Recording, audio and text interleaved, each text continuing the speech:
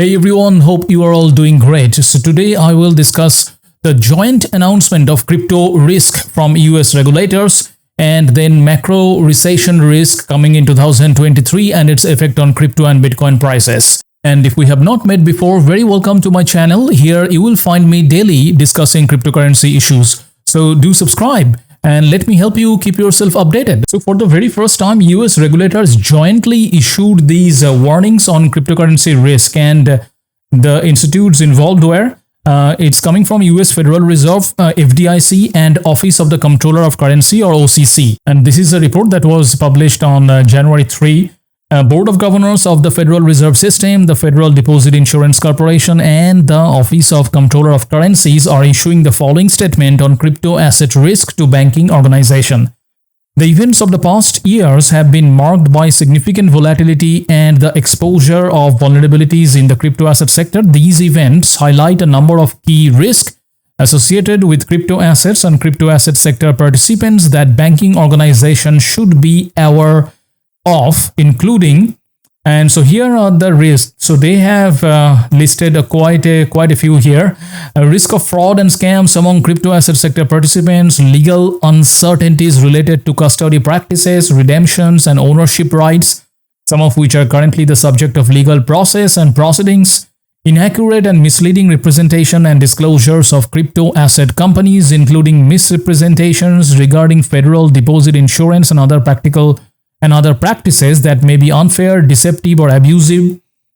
Significant volatility in crypto asset markets, the effect of which include potential impacts on deposit flows associated with crypto asset companies, susceptibility of stable coins to run risk, creating potential deposit outflows for banking organizations that hold stablecoin reserves. Anyway, this document is publicly available, so you can definitely go through the whole list. Here, by crypto asset, the agencies refer generally to any digital asset implemented using cryptographic techniques.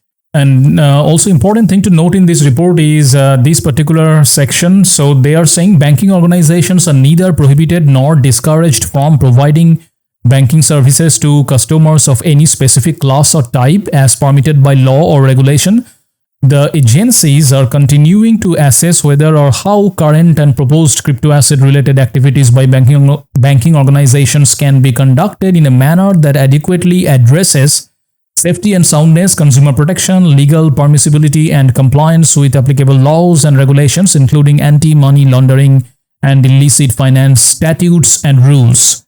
So that joint statement was all about warnings of the crypto industry's risk. But on the other hand, there's another report coming from World Economic Forum's annual general meeting.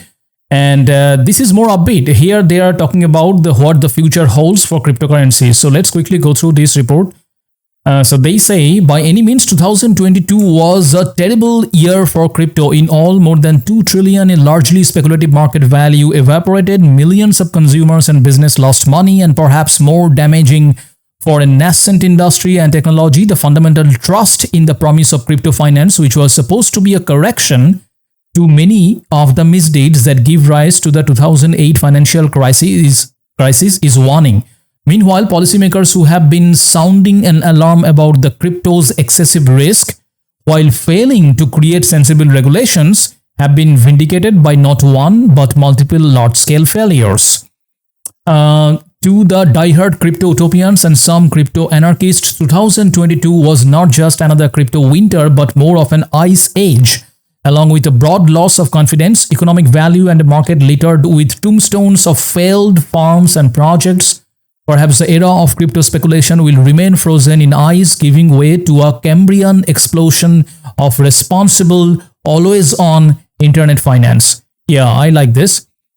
Okay, and then they are saying, yeah, this is good. Just as it took the dot-com bubble bursting in the early 2000s to hand over the future of the internet to more durable companies, business models, and use cases, perhaps 2022 marks a handover of crypto technology and blockchain infrastructure to steadier hands. While the underlying technology of cryptography and blockchain is generalizable to all industries and coordinating activities, collectively the building blocks of Web3 experimentation at the core of financial services, among other sectors, continues unabated.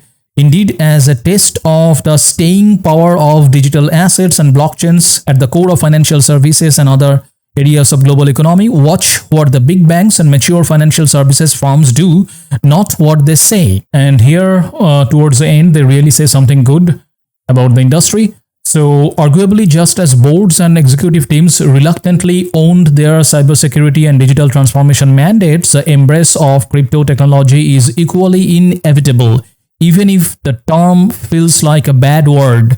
For all its faults, this technology remains a protagonist in the global financial world. History is riddled with examples of otherwise good or neutral technologies being co-opted by bad actors and those ever-present human follies of greed, nescience, risk of opportunity, or outright criminality, all of which are amplified in emerging, lightly regulated sectors and accelerated by technology. Indeed, no sector is risk-free, especially not one involving money. However, crypto punishes the errant at speed, giving bad actors few places to hide. And moving on towards a macro risk hovering over our head, that is recession risk. So many experts think that US economy could be in trouble this year and probably will see a shallow to mild recession in 2023. They say it's because interest rates are too high and people have been spending their pandemic savings, plus there is less housing available to buy and banks are not lending as much money anymore. However, on the other hand, some very big names like Credit Suisse, Goldman, HSBC, JP Morgan, Morgan Stanley, they all predict that no recession at all for either 2023 or 24. But the fact remains that the macroeconomic cloud definitely is there in the near term. And looking back, Bitcoin had one of the worst year in 2022. Its price dropping by 65%. The Federal Reserve's policy of tapering and raising interest rates was the major contributing factor behind the drop, although two specific incidents, that is Luna USD crash in May and the FTX implosion in November, played a crucial role as well. And the heightened interest rates continue to affect Bitcoin prices into 2023 as well, just like when there was a big tech bubble in 1999 and 2000 that burst due to heightened interest rates. This could happen again for crypto markets if it keeps going on longer than expected, which is looking likely right now. So for the tech burst in 2000, the Nasdaq Composite Index, which is heavily reliant on technology stocks, had inflated to an extremely high level before the crash. And when the Fed increased their interest rates in 1999 and 2000, credit became much more costly, and the easy money that had been fueling the tech market before the crash suddenly disappeared. And as a result of these changes, the Nasdaq dropped 77% from its peak. And now there are some hopes, though, if the government decides to give out stimulus checks or quantitative easing where they print more money, which is kind of unlikely this year, then we may see another bull run of Bitcoins rising up quickly once again. The crypto market capitalization has dropped by a whopping 75% from its highest level of 3 trillion this year. Its 2017 apex of around 750 billion is now a critical support point where the price could either increase or decrease. If it breaks that support point, that is a 750 billion total market cap, then the industry's total market capitalization might dip below 500 billion. It is possible there might still be some small rallies during this time, but overall things are not looking great right now. All right, let me give you some data points here. The Institute of Supply Management, that is ISM, most recent report indicates that the US economy has contracted for 2 months in a row, ending December with a Purchasing Manager Index or PMI index at 48.3%. Now, PMI below 50% signifies contraction, and it appears that this trend is linked to increasing interest rates, which are reducing the demand for manufactured goods. Now, since 1857, the average economic recession has endured for 17 months. In contrast, the 6 recessions since 1980 have lasted around 10 months. The present economic downturn was declared in August 2022 when 2 quarters revealed negative GDP growth. Historical trends imply that this recession may go until between June 2023 or January 2024. And in December 22, the United States unemployment rate came at 3.5%, which is better than expected. So this is a metric that is utilized by the Federal Reserve when evaluating their monetary policy.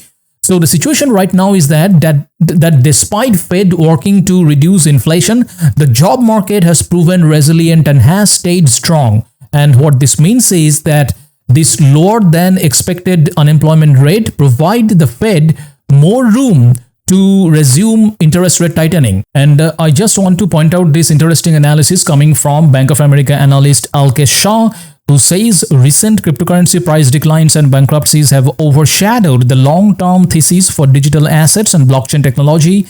The top 100 cryptos are still up more than 2,000% on average since the end of 2016, and developer blockchain activity actually accelerated in 2022, which is great.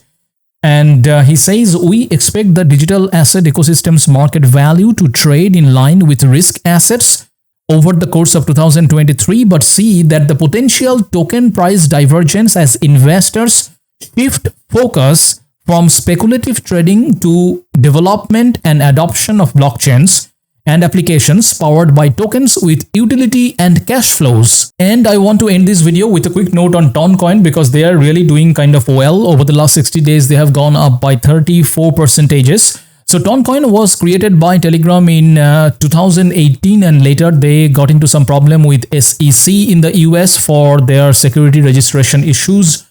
But later that was kind of resolved, and now Ton is looked after by an independent team called the Ton Foundation or the Open Network, and they uses POS or proof of stake consensus mechanism, which means that people are able to add blocks to the blockchain and earn rewards for doing so based on how much Ton they hold.